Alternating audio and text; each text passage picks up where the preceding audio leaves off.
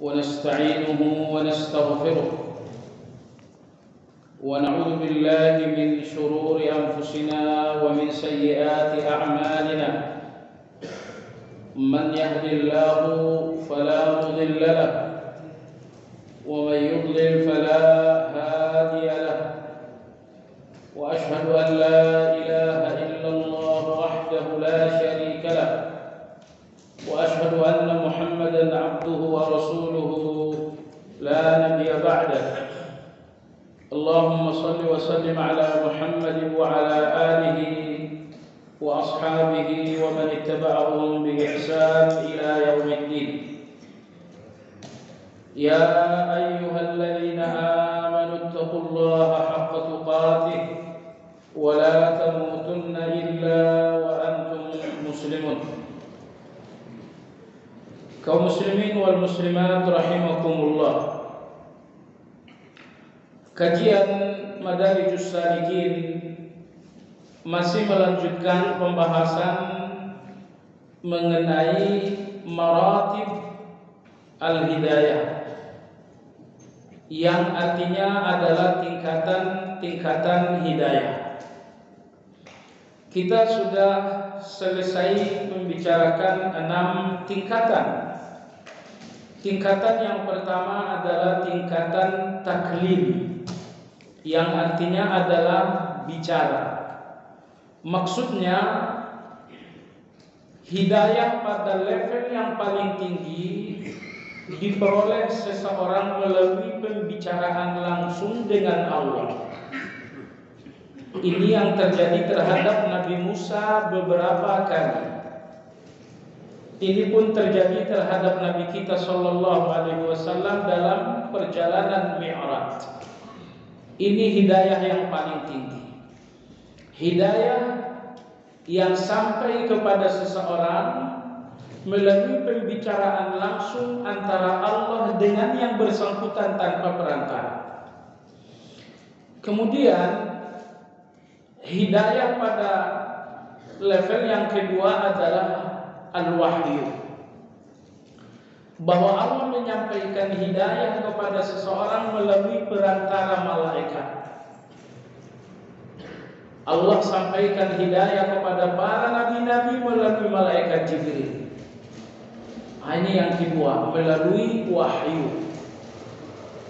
Yang ketiga adalah Allah sampaikan hidayah melalui malaikat secara langsung.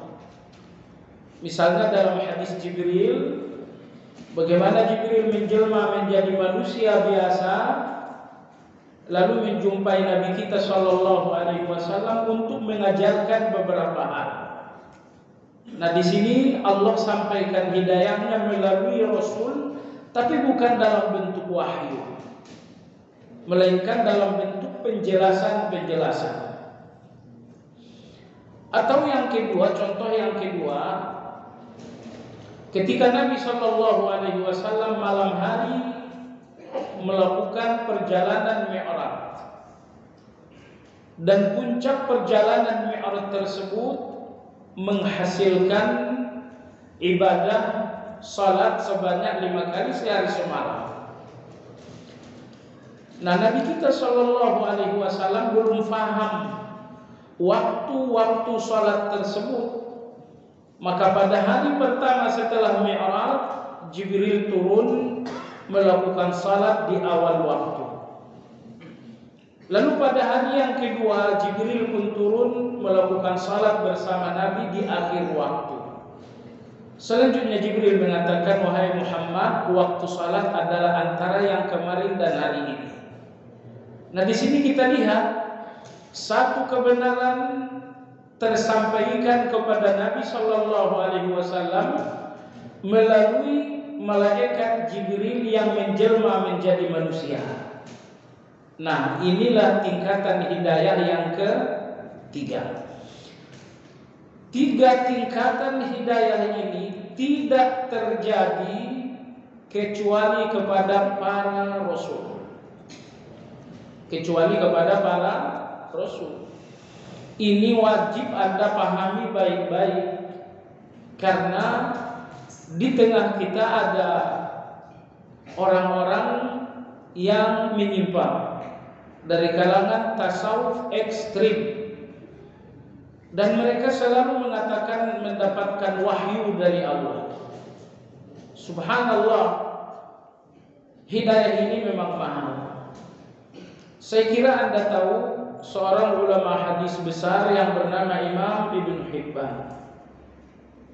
Anda kalau mengaji hadis selalu mendengar namanya Rawahu Ibn Hibban, diriwayatkan oleh Imam Ibn Hibban. Nah, Imam Ibn Hibban rahimahullah pernah difatwakan zindik, difatwakan sesat oleh banyak orang-orang, ya, ulama-ulama, secara khusus ulama-ulama yang seleting dengan beliau. Apa masalahnya? Masalahnya Imam Ibn Hibban rahimahullah mengeluarkan fatwa, kata beliau, an-nubuwatu al-ilmu wal-amal. Kenabian itu adalah ilmu dan amal. Maka orang yang punya kedalaman ilmu dan ketinggian amal, berarti dia akan mencapai kenabian. Jadi kenabian itu nggak selesai dengan nabi kita, tapi kenabian itu akan terus berlanjut dengan dua syarat tersebut, yaitu al-ilmu dan al-amal. Nah, karena fatwa itulah sehingga Imam Ibn Hibban rahimahullah divonis atau dituduh atau difatwakan zindik oleh sebagian orang. Nah, jemaah sekalian, ini adalah ketergelinciran ulama besar sekelas Imam Ibn Hibban rahimahullah ta'ala. Tapi bukan beliau yang kita maksudkan. Bahwa di tengah-tengah umat ini ada kelompok tasawuf ekstrim. Saya harus katakan ekstrimnya. Mereka, tokoh-tokoh mereka selalu menyatakan menerima entah wangsit, entah ilham, atau pokoknya menerima sesuatu langsung dari Allah. Ya, menerima petunjuk langsung dari Allah, menerima. Nah, inilah yang tidak bisa kita benarkan. Karena dari 10 tingkatan hidayah, 1, 2, dan 3 ini khusus kepada para nabi, yaitu taklim, bicara langsung antara Allah dengan para nabi. Yang kedua adalah wahyu, dan yang ketiga adalah bahwa Allah memerintahkan malaikat menjelma menjadi manusia lalu mendatangi para nabi-nabi untuk menyampaikan hidayah. Ini 3 hal ini enggak terjadi kecuali kepada para nabi-nabi. Maka kalau ada manusia biasa yang mengatakan saya langsung mendapatkan wangsit, saya langsung mendapatkan petunjuk dari Allah, ini kalau ada yang bicara seperti ini langsung tidak bisa diterima. Itu sesat, itu menyimpang. Baik. Lantas tingkatan hidayah yang keempat adalah tahdits. Dan ini terjadi hanya kepada Umar bin Khattab. Yang dimaksud dengan hidayah tahdits, bahwa Allah memberikan gerak pikiran kepada Umar radhiyallahu anhu, lalu apa yang ada dalam pikiran Umar tersebut direstui oleh wahyu. Kita sudah sampaikan lebih 15 kali Umar bin Khattab radhiyallahu anhu menyampaikan pendapat kepada Nabi sallallahu alaihi wasallam. Dan pada awalnya Nabi kita pun menolak. Hingga kemudian turunlah ayat yang membenarkan Umar. Nah, bahwa Umar memiliki satu pemikiran yang kemudian dibenarkan oleh wahyu. Pemikiran yang dibenarkan oleh wahyu ini dinamakan dengan tahdits. Ini tingkatan yang keempat. Tingkatan hidayah yang kelima adalah al-ifham, berupa pemahaman. Dan bukan pemahaman umum, tetapi pemahaman khusus. Yang dimaksud dengan pemahaman umum, bahwa apa yang Anda pahami dari Al-Quran dan Sunnah secara letterless, yang Anda pahami secara tekstual itu pemahaman umum. Tetapi di balik pemahaman umum tersebut ada pemahaman khusus, yaitu pemahaman di balik tekstual. Dan ini betul-betul hidayah dari Allah Azza wa Jalla. Ambil contoh misalnya, contoh yang sudah kita sampaikan, idza jaa nasrullah wal fath sampai akhir. Semua sahabat memahami surat ini secara tekstual. Tapi ada seorang sahabat yang memahami hadis ini, yang memahami ayat ini di luar tekstualnya, yaitu Abu Bakar radhiyallahu anhu. Abu Bakar mengatakan ayat ini menunjukkan Rasulullah akan wafat. Nah, bagaimana dia bisa memahami hal itu? Dia tidak memahami hal itu hanya sekedar lintasan pikiran. Tapi beliau melihat perintah pada ayat terakhir, fasabbih bihamdi rabbika wastaghfirhu. Perintah ini persis dengan bacaan zikir kafaratul majlis. Apabila kita selesai bermajlis, biasanya kita tutup dengan subhanakallahumma wa bihamdika sampai akhir. Dan ternyata perintah pada ayat terakhir persis perintah kepada beliau membacakan zikir layaknya zikir kafaratul majlis. Sehingga Abu Bakar berpikir, perintah pada ayat terakhir ini agar beliau berzikir kafaratul majlis. Ini berarti beliau akan wafat, majlis akan berakhir. Dan apa yang dipahami oleh Abu Bakar itu memang nyata. Baik. Contoh yang kedua jemaah sekalian yang saya hormati, Nabi kita sallallahu alaihi wasallam mungkin 5 hari menjelang beliau wafat, Anda tahu Masjid Nabawi saat itu sudah tidak pernah sepi lagi. Hampir setiap menit Masjid Rasulullah penuh. Karena sahabat-sahabat ingin mengetahui keadaan kesehatan Nabi setiap waktu.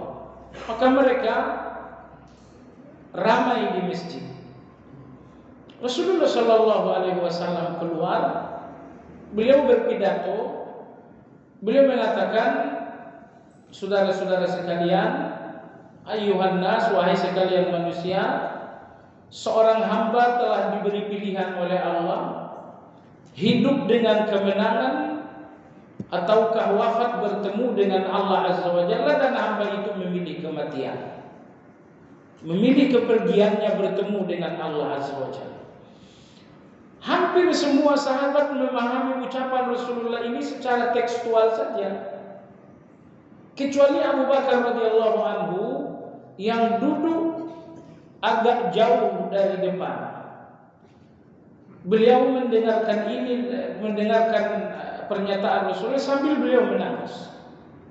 Abu Sa'id Al-Khudri radhiyallahu anhu, rawi hadis ini mengatakan, setelah Rasulullah wafat, barulah aku sadar bahwa dari sekian banyak orang di masjid yang betul-betul memahami ucapan Rasulullah saat itu hanyalah Abu Bakar radhiyallahu anhu. Selebihnya semua sahabat berpikir biasa aja, bahwa Nabi bercerita ada seorang hamba yang dipilih hidup dengan kemenangan, diberi pilihan untuk hidup dengan kemenangan, lalu pilihan yang kedua agar kemudian berjumpa dengan Allah, lalu hamba itu memilih berjumpa dengan Allah. Rata-rata sahabat memahaminya cerita, Nabi bercerita sudah. Namun setelah Rasulullah Shallallahu Alaihi Wasallam wafat, Abu Sa'id radhiyallahu anhu mengatakan, ternyata hanya Abu Bakar saja yang mengerti pernyataan Rasulullah hari itu. Nah, jadi ini kembali kepada tingkatan hidayah yang kelima, yaitu faham. Nah, dan faham di sini bukan faham terhadap yang tekstual, tetapi faham terhadap sesuatu di balik tekstual itu. Lalu tingkatan hidayah yang keenam adalah al-bayanul 'am, penjelasan umum. Yang dimaksud dengan penjelasan umum bahwa Al-Quran menyampaikan perintah secara umum, sehingga semua orang mendengar, semua orang pun paham, baik yang muslim ataupun yang non muslim. Ambil contoh misalnya, qul huwallahu ahad. Semua orang Islam memahaminya, dan orang-orang non muslim pun sesungguhnya paham kalau sekedar qul huwallahu ahad. Ini dinamakan dengan penjelasan umum, karena ini satu penjelasan yang tersampaikan kepada hampir semua manusia. Ini dinamakan penjelasan umum. Inilah tingkatan hidayah yang keenam dan terakhir. Baik, hari ini pada halaman 86, tingkatan hidayah yang ketujuh. Apa itu? Tingkatan hidayah yang ketujuh adalah penjelasan khusus. Di sini Imam Ibnu Qayyim menjelaskan apa yang dimaksud penjelasan khusus, yaitu penjelasan yang mengantarkan kepada hidayah khusus, yaitu penjelasan yang disertai dengan pertolongan berupa taufik dan pilihan dan selanjutnya. Jadi penjelasan-penjelasan tentang kebenaran tersampaikan kepada banyak manusia. Kadang-kadang penjelasan umum ini hanya sekedar satu kebenaran tersampaikan kepada manusia. Tapi kadang-kadang penjelasan ini tidak sekedar tersampaikan, melainkan diikuti.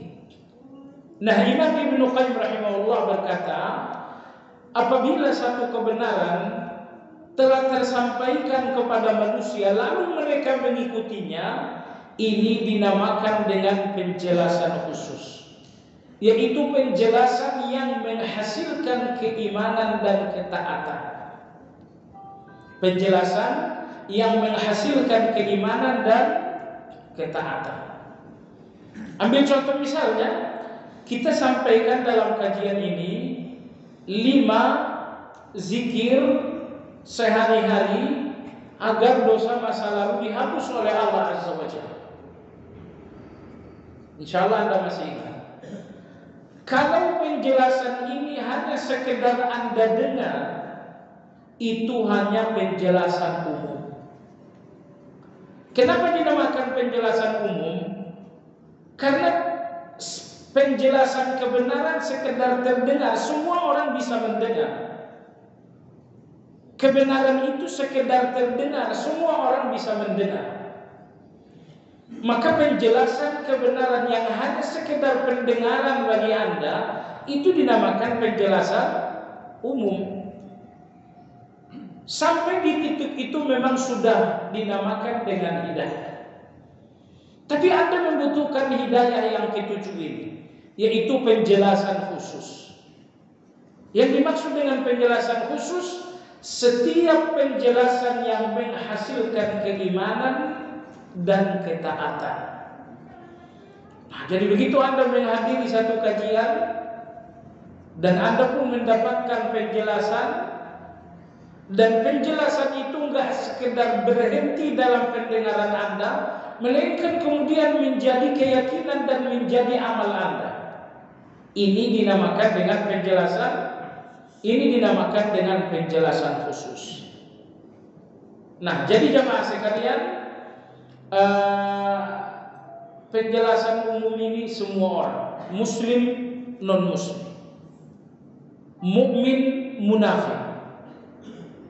Tetapi hidayah dalam bentuk penjelasan khusus di sini hanya sisa beberapa orang saja, yaitu hanya orang-orang yang beriman. Bahkan orang-orang munafik pun nyaris tidak ikut di dalam hidayah dalam bentuk penjelasan khusus. Maka Anda lihat misalnya dalam surat Al-Baqarah, Allah berfirman, "Dzalikal kitabu la raiba fihi hudan lil muttaqin." Inilah Al-Quran, la raiba fihi, tidak ada keraguan di dalam.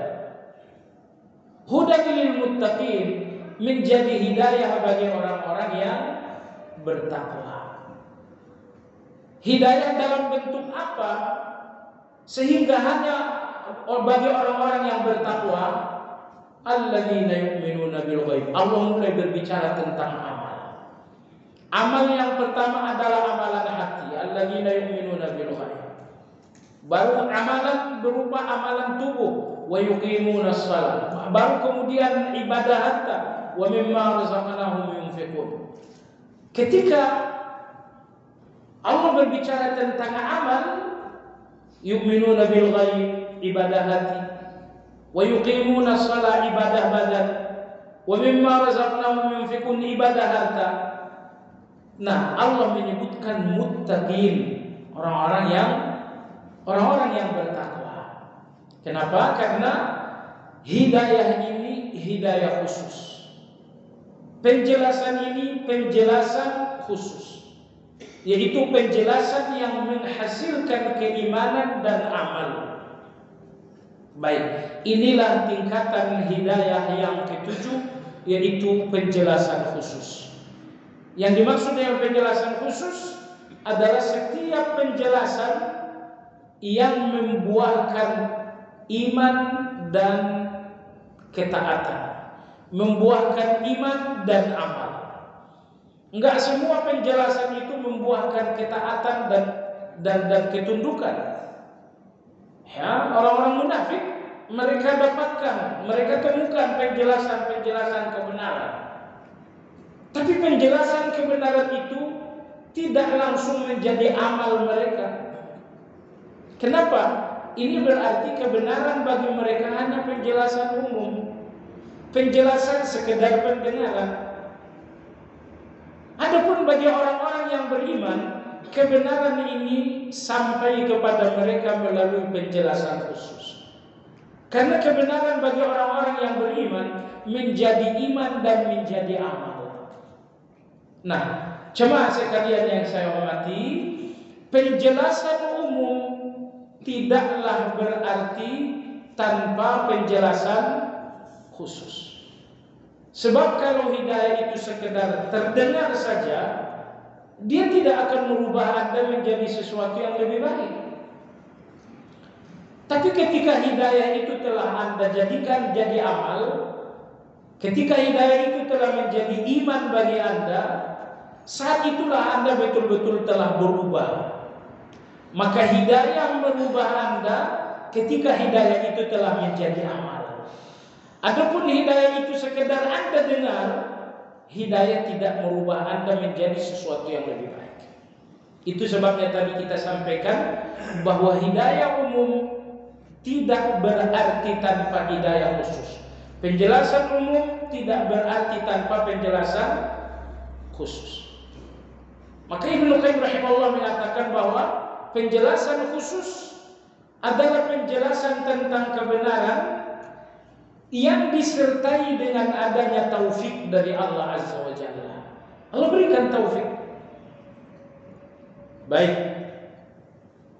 Berikutnya jemaah sekalian, halaman 87, tingkatan hidayah yang ke-8 adalah tingkatan isma. Tingkatan isma yaitu mendengar. Jadi di antara jalan hidayah adalah pendengaran. Dalam Al-Quran surat Al-Baqarah ayat 171 di sini tidak disebutkan. Allah berbicara tentang orang-orang kafir.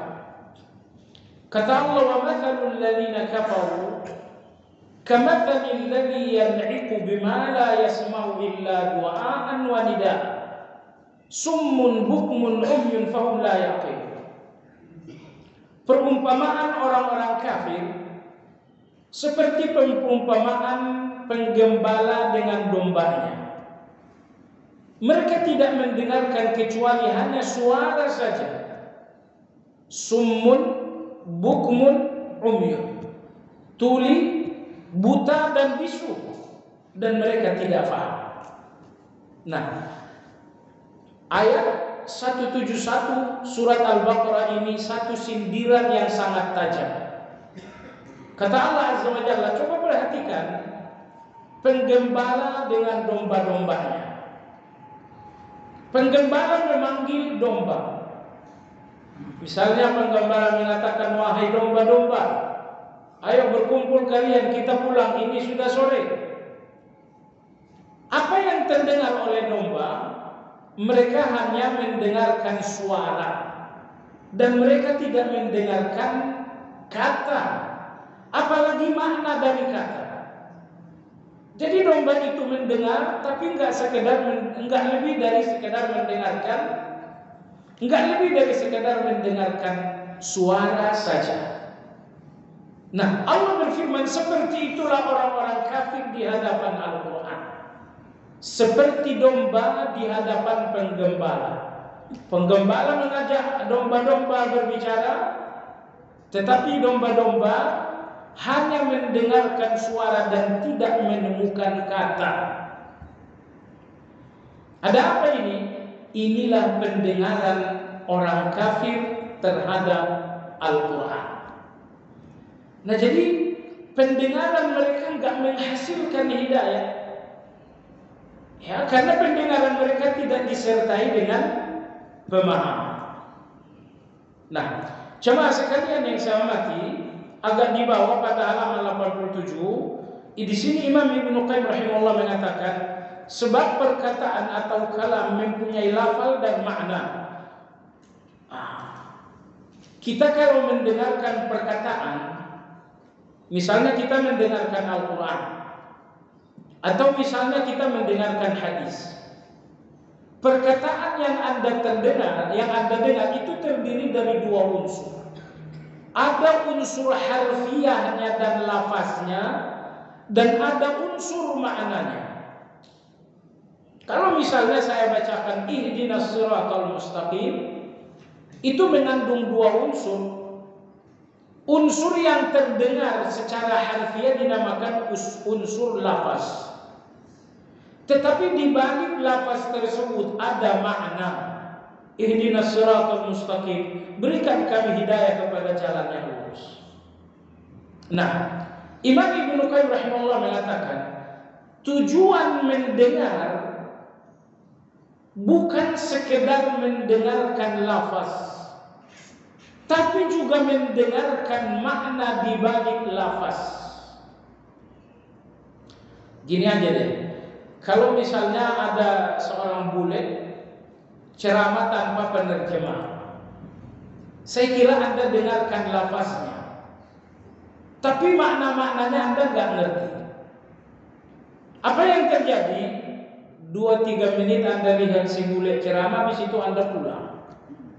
Kenapa demikian? Karena pendengaran Anda hanya sampai kepada lafaz dan tidak sampai kepada makna di balik lafaz. Baik, maka di sini pada halaman 87 tingkatan hidayah ke-8 adalah ketika pendengaran Anda sampai kepada makna tidak sekedar lafaz. Inilah hidayah yang ke-8. Saya ulangi, hidayah yang ke-8 adalah pendengaran.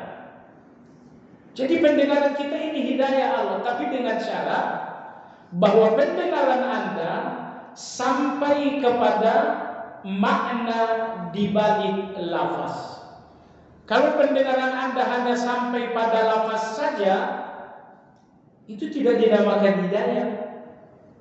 Tapi ketika pendengaran Anda sampai kepada lafaz, bahkan sampai kepada makna yang terkandung pada lafaz, itulah hidayah yang ke-8. Hidayah pendengaran yang sampai kepada makna dari lafaz. Di sini Imam Ibnu Qayyim menukil ayat yang ke-23 dalam surat Al-Anfal. Allah Subhanahu wa taala berfirman, "Walau 'alimallahu fihim khairan la asma'ahum, walau asma'ahum latawallaw wa hum mu'ridun." Dan seandainya Allah mengetahui dalam diri mereka ada kebaikan, niscaya Allah akan membuat mereka mendengarkan kebenaran. Ya, ini ayat kita fahami baik-baik. Sekiranya Allah mengetahui dalam diri mereka ada kebaikan, niscaya Allah akan membuat mereka mendengarkan kebenaran. Jadi kenapa Allah tidak membuat mereka mendengarkan kebenaran? Karena Allah tidak mengetahui dalam diri mereka ada kebaikan. Di sini dua hal ingin saya jelaskan. Pertama, seandainya Allah tahu dalam diri mereka ada kebaikan. Kebaikan apa yang dimaksud? Jawabannya adalah keimanan. Jawabannya adalah keimanan, hati yang bersih. Keimanan. Kalau di dalam hati mereka ada keimanan, niscaya Allah akan membuat mereka mendengarkan kebenaran. Tapi di dalam hati mereka tidak ada kebaikan, yaitu keimanan. Hasilnya apa? Mereka tidak bisa mendengarkan kebenaran itu. Sampai di sini ambil kesimpulan penting bahwa walau kebenaran itu, kebenaran itu tidak akan terdengar kecuali oleh orang-orang yang hatinya beriman. Contoh, coba dengar ayat yang berbunyi wala ta'kulur riba. Jangan kalian makan riba. Apakah ayat ini satu kebenaran? Ayat ini satu kebenaran bagi orang yang mendengarkannya dengan iman. Adapun orang yang tidak mendengarkannya dengan iman, maka ayat ini bukan kebenaran. Bahkan ayat ini dianggap menghalangi langkah-langkah bisnis. Atau misalnya ayat yang memerintahkan wanita untuk berhijab. Wal yadribna bi khumrihinna ala juyubihin. Hendaklah para wanita memanjangkan jilbabnya. Apakah ayat ini kebenaran? Ayat ini ada kebenaran bagi orang yang mendengarkannya dengan hati yang beriman. Adapun kalau hatinya tidak terisi dengan kebenaran, mereka mendengarkan ayat ini dan tidak mendapatkan kebenaran. Jadi ayat 23 surat Al-Anfal ini sebuah pelajaran untuk kita. Bahwa kalau dalam hati seseorang tidak ada kebaikan alias keimanan, maka pendengarannya tidak akan menemukan kebenaran. Anda dengarkan ayat yang sangat banyak, Anda dengarkan hadis-hadis yang sangat banyak, tapi apa yang Anda dengarkan itu tidak akan Anda lihat sebagai kebenaran. Kenapa? Karena hati Anda tidak dalam keimanan. Maka sekali lagi ayat 23 surat Al-Anfal ini pelajaran untuk kita semua, bahwa apabila hati seseorang terisi dengan keimanan, maka pendengarannya akan menerima kebenaran. Maka hidayah yang ke-8 adalah hidayah pendengaran. Kapan pendengaran Anda menemukan kebenaran? Apabila hati Anda terisi dengan iman, maka pendengaran Anda akan menemukan kebenaran. Ya, karena kebenaran ini terdengar oleh banyak orang, tapi tidak banyak yang mendengarkannya dengan mendengar kebenaran. Seandainya ayat 23 surat Al-Anfal ini Anda sambungkan dengan ayat 24, itu jauh lebih bagus. Pada ayat 24 Allah berfirman, ya ayyuhalladzina amanu istajibu lillah walir rasul idza da'akum lima yuhyikum wa'lamu anna Allah yahulu bainal mar'i wa qalbihi wa annahu ilaihi tuhsyarun. Ayat 24. Wahai orang-orang yang beriman, kabulkanlah Allah dan Rasulnya, kabulkanlah perintah dan larangan Allah, kabulkan pula larangan dan perintah Rasulnya. Kenapa? Lima yuhyikum. Karena semua yang datang dari Allah dan Rasul kehidupan untuk kalian. Allah. Semua yang datang dari Allah yang datang dari Rasul kehidupan untuk kalian. Yang datang dari Allah adalah kalamullah. Yang datang dari Nabi adalah hadis. Dan Allah mengatakan yang datang dari Allah dan Rasul yuhyikum, memberikan kalian kehidupan. Kehidupan apa itu? Bukan kehidupan tubuh. Ya, sebab kalau kehidupan tubuh itu enggak jauh beda dengan binatang.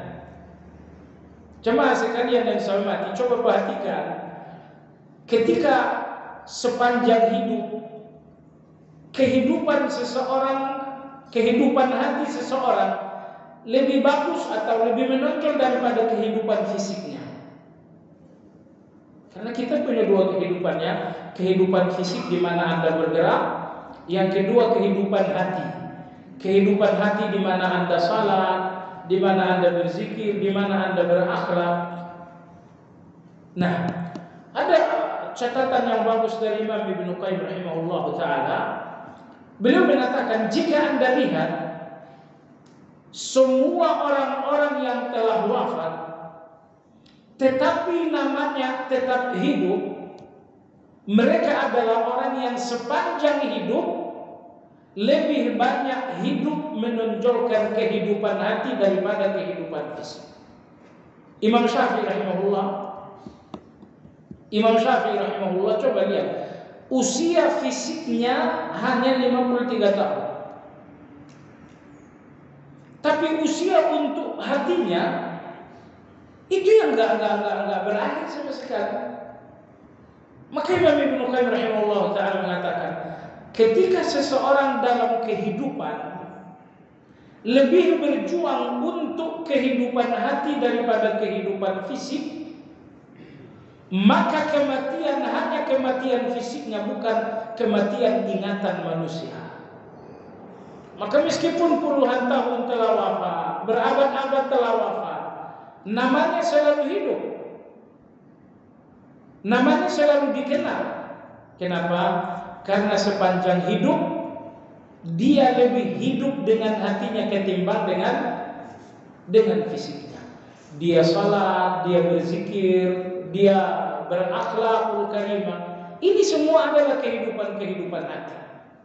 Dan yang membuat Anda dikenang di kemudian hari bukan kehidupan tubuh tapi kehidupan hati. Di mana Anda dapatkan kehidupan hati?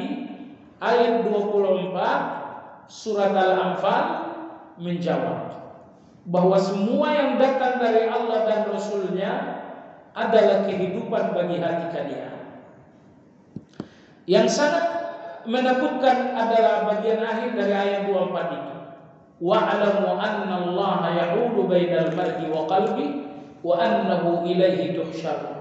Dan ketahuilah oleh kalian bahwa ada Allah antara seseorang dengan hatinya. Allahu Akbar. Antara Anda dengan hati Anda ternyata ada satu jarak. Apa jarak Anda dengan hati Anda? Jawabannya adalah Allah. Jawabannya adalah Allah. Anda tidak akan sampai kepada hati Anda tanpa Allah.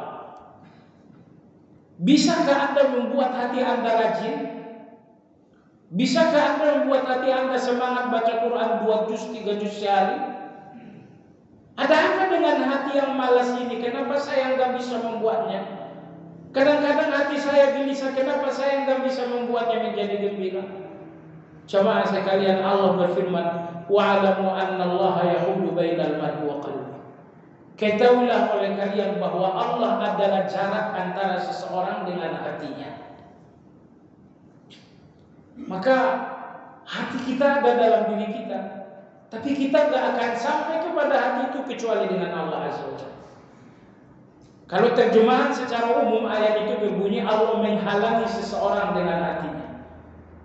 Maka Ibnu Qayyim rahimahullah memberikan penegasan bahwa antara seseorang dengan hatinya ada jarak, yaitu Allah Azza wa Jalla. Baiklah jemaah sekalian yang saya hormati, ini tingkatan hidayah yang ke-8, yaitu pendengaran. Pendengaran.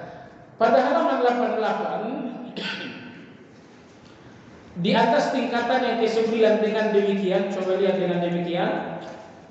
Dengan demikian maka tingkatan sima' alias pendengaran mendengarkan 3 tingkatan. Yang pertama mendengar dengan telinga, yang kedua mendengar dengan hati, dan yang ketiga adalah mendengar dengan ijabah. Mendengar dengan ijabah maksudnya adalah mendengar dengan menerima. Anda dengar, sekarang cuma dengar dan gak paham, itu mendengar dengan telinga. Oh saya paham, oh itu pendengaran tingkat yang kedua, bahwa Anda mendengar dan Anda paham. Tapi yang lebih dibutuhkan adalah yang ketiga, pendengaran ijabah.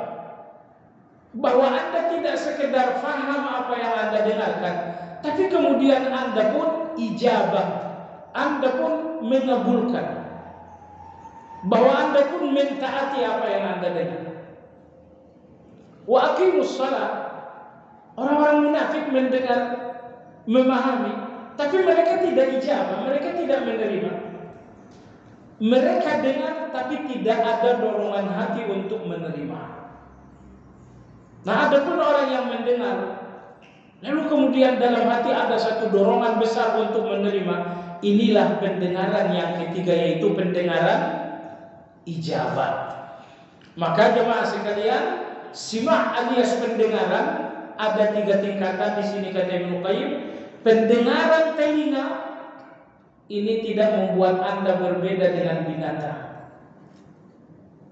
Yang kedua, pendengaran faham ini tidak membuat Anda berbeda dengan orang-orang munafik, bahkan orang-orang kafir. Tetapi pendengaran yang ketiga, pendengaran ijabah, bahwa apa yang Anda dengar, Anda ingin untuk menjadikannya amal. Apa yang Anda dengar, hati Anda kemudian termotivasi untuk menjalankannya. Ini namanya pendengaran ijabah. Pendengaran ijabah inilah tingkatan hidayah yang ke-8, yaitu sima'ul ijabah. Baik jemaah sekalian yang saya hormati, tingkatan hidayah yang ke-9 ini kita percepat agar Anda tidak bosan. Ini pembahasan lama sekali gitu ya. Yang ke-9 adalah ilham. Mengenai ilham, Allah berfirman dalam surat Asy-Syams ayat 7 dan ayat 8. Wa nafsi wa ma sawwaha fa'alhamaha. Maka Allah memberikannya ilham, fujuraha wa taqwaha. Ilham berupa keburukan atau ilham berupa ketakwaan. Ini berarti ilham ada 2. Ada ilham kebaikan dan yang kedua ada ilham keburukan. Insya Allah nanti akan kita rinci. Kemudian halaman 88 ada satu hadis, sebuah doa. Doa ini mungkin perlu Anda hafalkan. Diajarkan oleh Nabi kita kepada seorang sahabat yang bernama Husain bin Munzir. Nabi ajarkan kepada beliau doa yang berbunyi, Allahumma alhimni rusdi wa qini syarra nafsi. Ya Allah, ilhamkan kepadaku rusdi, hidayah, wa qini syarra nafsi, dan peliharalah aku dari keburukan diriku. Subhanallah, ini doa ini mengandung 2 unsur. Alhimni rusdi, berikan aku ilham berupa hidayah. Lalu yang kedua, jauhkan aku dari kejahatan diriku. Dan seseorang tidak akan berdiri istiqomah kecuali dengan dua-duanya. Alhimni rusdi, Allah berikan Anda ilham. Allah berikan Anda ilham untuk selalu di atas kebenaran. Lalu yang kedua, waqini syarra nafsi, Allah jauhkan Anda dari keburukan-keburukan diri. Karena saudara sekalian, coba dengar, seandainya Allah berikan Anda hidayah, ilham kebenaran, tetapi Allah tidak menjauhkan Anda dari keburukan-keburukan diri, niscaya Anda tidak akan kokoh di atas ilham kebenaran itu. Ataupun sebaliknya, Anda dijauhkan oleh Allah dari kejahatan-kejahatan diri Anda. Tapi Allah tidak memberikan Anda ilham-ilham kebenaran. Anda pun tidak berada dalam kebenaran. Jadi supaya seseorang di atas kebenaran dibutuhkan dua hal. Alhimni rusdi. Ya Allah, berikan aku ilham tentang kebenaran. Ilhamkan aku dengan kebenaran. Tapi apakah itu cukup? Enggak, dibutuhkan yang kedua. Waqini syarra nafsi, jauhkan aku dari kejahatan-kejahatan diriku. Contohnya begini. Anda bangun tengah malam. Tiba-tiba pikiran Anda mengatakan sholat malam. Pikiran Anda yang menggerakkan satu keinginan untuk sholat malam, ini dinamakan alhimni rusdi. Tapi ternyata ada kejahatan diri Anda, yaitu malas, ngantuk. Apa yang terjadi jamaah sekalian?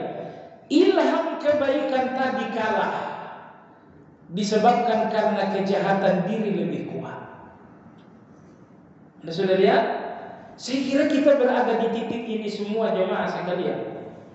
Kebenaran-kebenaran itu selalu datang dalam bentuk ilham. Tapi karena syarri nafsi, karena keburukan diri kita jauh lebih kuat, sehingga ilham-ilham kebenaran ini kalah. Maka Nabi SAW mengajarkan kita doa, Allahumma alhimni rusdi. Ya Allah, berikan aku ilham-ilham kebaikan. Waqini syarra nafsi, dan jauhkan aku dari keburukan-keburukan diriku. Ingat, enggak semua orang mendapatkan ilham kebaikan. Ya, enggak semua orang. Anda duduk di sini, di depan Anda ada banyak mushaf. Di depan Anda ada banyak mushaf. Boleh jadi Anda cuma lihat mushaf tersebut, tidak ada ilham kebaikan. Tapi ketika ada ilham kebaikan, Anda lihat mushaf, Anda ambil, baca Quran dulu, bangsa satu halaman. Jadi Anda duduk, Anda lihat mushaf, lalu muncul ilham kebaikan, sehingga Anda membaca Al-Quran. Tapi tetangga di sebelah Anda, dia lihat Quran, mushaf yang sangat banyak, dia mengatakan Masya Allah, rapi sekali. Dia cuma melihat rapi, tidak ada ilham kebaikan. Atau mungkin ada ilham kebaikan untuk tilawah, tapi ilham kebaikan itu kalah dengan malas. Kecuali kalau kalahnya dengan kacamata. Kalau kacamata masalahnya DKM masjid ini Anda lihat masih ada kacamata banyak sekali. Baik, maka ini doa mohon dihafal, Allahumma alhimni rusdi wa qini syarra nafsi. Supaya kita lebih cepat sedikit, pada halaman 91 di sini ada hadis, saya sampaikan saja maksudnya. Jadi ilham itu ada kebaikan, ada keburukan. Nabi menjelaskannya dalam hadis ini. Kata Nabi sallallahu, "Inna lil malaki lammatun biqalbi ibni Adam wa lisyaitani lamma." Sesungguhnya malaikat mempunyai bisikan dalam hati manusia, dan setan pun punya bisikan dalam hati manusia. Ini yang dimaksud ilham. Bisikan. Kadang-kadang bisikan itu dari syaitan, fa'alhamaha fujuraha.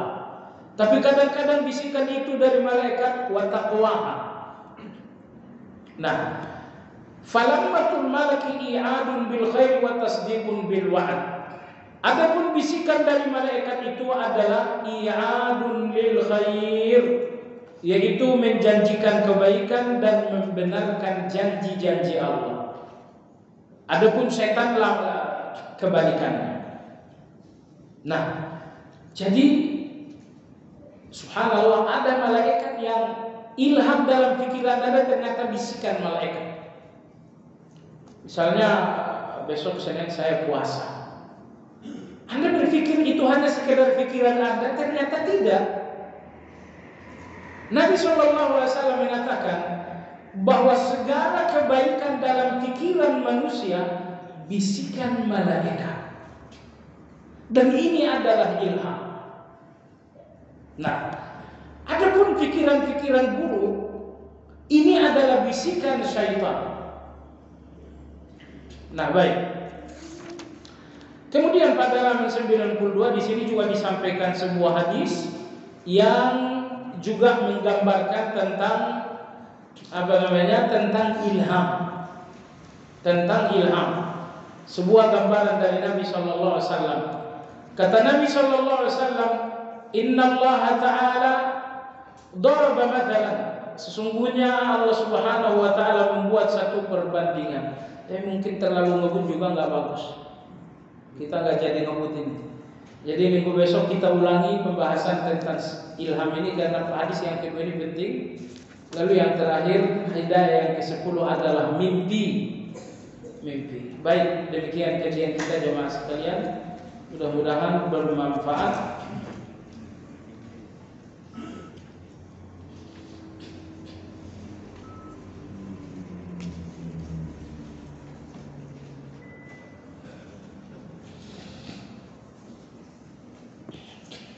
Tanggal berapa ini? 12. Tanggal 12.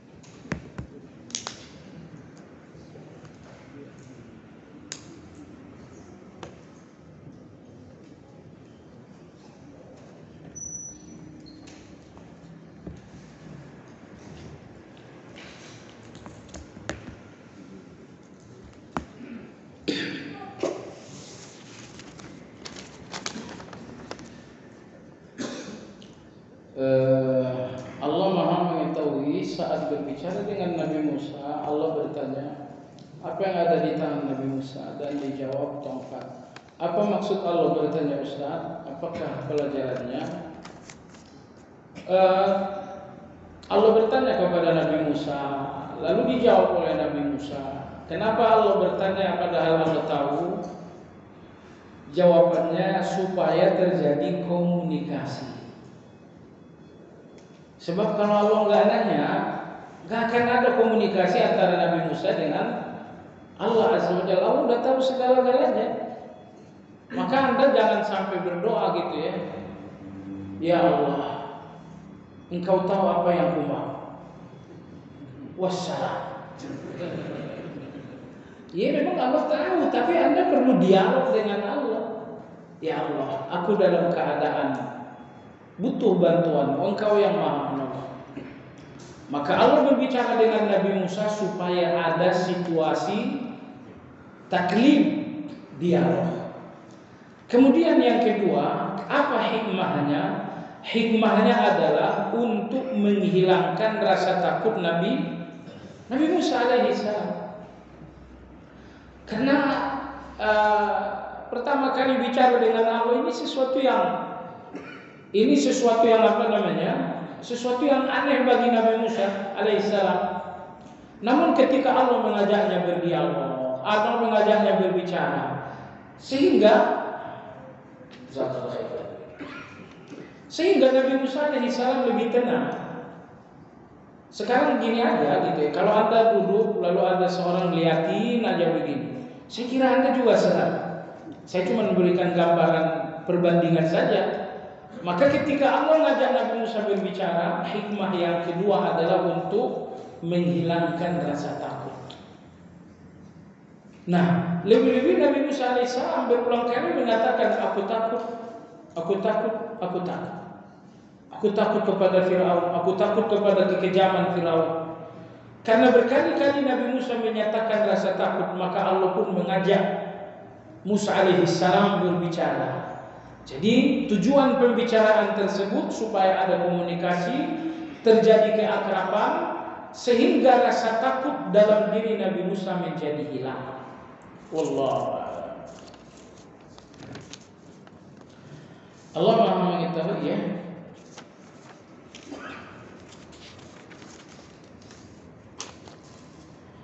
Saya punya sebidang tanah dan bangunan rumah di atasnya cukup besar, ingin saya wakafkan untuk sekolah penghafal Quran. Bagaimana caranya dan apa syarat wakaf?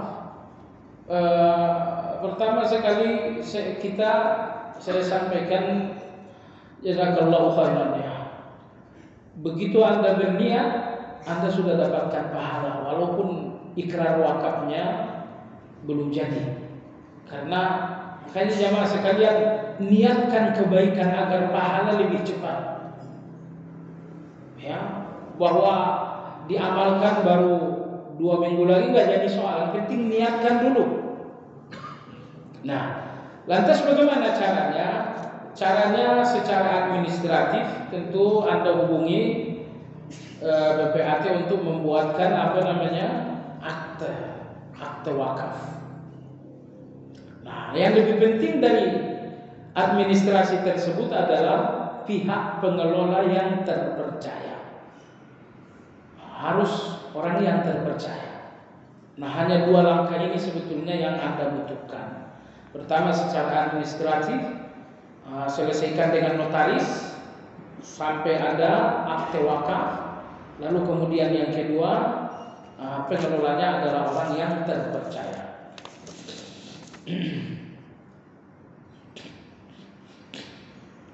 Ada perbedaan tingkatan hidayah yang kedua dan ketiga, masing-masing melalui malaikat. Berbeda. Kalau yang kedua itu wahyu, Jibril sampaikan Al-Quran. Kalau yang ketiga, Jibril menyampaikan keterangan tapi bukan Al-Quran. Seperti misalnya Jibril menjelma menjadi manusia. Beliau menjumpai Nabi SAW, beliau mengatakan, Muhammad, apa itu rukun Islam? Muhammad, apa itu rukun iman? Muhammad, apa itu ihsan? Ini tidak wahyu, bukan kitab suci, tetapi penjelasan agama dari Jibril kepada Nabi SAW. Ya, jadi berbeda. Apakah membeli barang secara online di mana barang tidak bisa dilihat secara langsung hukumnya haram? Yang penting ada deskripsi barang yang mewakili keadaan konkret dari barang itu.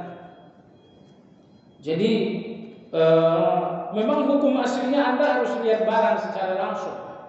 Itu hukum asli. Tapi ketika barang ini sangat jauh, situasinya darurat untuk Anda lihat, maka biasanya pedagang-pedagang online memberikan deskripsi. Mereka memberikan gambar foto dan memberikan informasi sedetail mungkin. Maka sekali lagi, kalau dalam bisnis online itu diberikan deskripsi barang seinformatif mungkin, tidak ada penipuan, maka jual beli tersebut sah. Jika haram, lantas bagaimana caranya agar dihalalkan? Iya, yang penting diberikan deskripsi barang secara informatif, secara jelas, sehingga tidak ada yang tertipu. Baik. Bagaimana tinjauan Islam mengenai mati suri di mana pelakunya sering mengalami perjalanan spiritual gaib yang isinya sama seperti yang disampaikan dalam Al-Quran? Mati suri bukan mati, kesedek, kurang lebih seperti itu. Jadi maka dalam kedokteran orang sudah meninggal dunia itu belum dinyatakan mati sebelum 2 jam kemudian. Karena secara medis pun ada situasi seperti itu. Nah, cuma orang-orang yang berpikir suka yang gaib-gaib, mereka berpikir ini kematian suri namanya. Tidak ada yang aneh ya. Mati suri itu bukan mati namanya, tapi karena ada situasi medis di mana jantungnya berhenti berdetak. Tapi beberapa saat. Apakah di zaman sahabat tidak pernah ada riwayat yang berisi tentang mati suri? Jazakallahu khairan. Tidak, saya belum pernah temukan kisah itu. Misalnya sahabat yang mati suri gitu ya, kita belum temukan. Jawaban dari hasil sholat istikharah apa itu berupa wahyu atau tidak? Jawaban dulu dari hasil istikharah. Misalnya ada istikharah, lalu kemudian jawaban. Pertama, jawaban istikharah ini datang dari pikiran seseorang. Tadinya Anda ragu, begitu sholat istikharah kemudian Anda mantap. Ini salah satu bentuk dari jawaban istikharah. Kemudian di antara jawaban istikharah berikutnya, tiba-tiba Anda bertemu dengan seseorang yang memberikan Anda gambaran yang lebih kuat. Misalnya saya bisnis A atau bisnis B. Anda ragu. Setelah Anda istikharah, tiba-tiba ketemu dengan seorang kawan bijaksana berpikir, pengalamannya sudah panjang, dan kemudian dia berikan Anda penjelasan sampai keraguan Anda itu menjadi hilang. Jadi inti dari istikharah, keraguan hilang, itu intinya. Apakah keraguan itu hilang melalui orang lain yang memberikan pertimbangan, ataukah keraguan itu hilang karena hati Anda semakin mantap dalam salah satu pilihan? Nah, lalu pertanyaannya, apakah hasil istikharah seperti ini dinamakan dengan wahyu? Jawabannya tidak dinamakan dengan wahyu. Tetapi kalau dikatakan bahwa itu adalah ilham, bisa jadi. Bisa jadi dinamakan ilham. Kalau Anda mantap dengan alasan ini adalah baik. Karena alasan mantap itu karena baik. Itu biasanya ilham. Tapi kalau kemudian mantap karena buruk, itu dari syaitan. Karena tadi kita lihat dalam hadis, tidak selamanya ilham itu dari malaikat. Sebagian ilham itu dari syaitan. Apa bedanya ilham dengan firasat? Ilham lebih kuat daripada firasat. Ilham lebih kuat daripada firasat. Baik jemaah sekalian. Jadi hasil dari istikharah berupa kemantapan sehingga tidak ragu lagi dalam satu pilihan. Ini lebih bersifat ilham. Ilham apa? Ilham dari malaikat kalau memang Anda semakin mantap untuk kebaikan. Wallahu a'lam. Demikian kajian kita sudahi. Subhanakallahumma wa bihamdika asyhadu an la ilaha illa anta astaghfiruka wa atubu ilaik. Assalamualaikum warahmatullahi wabarakatuh.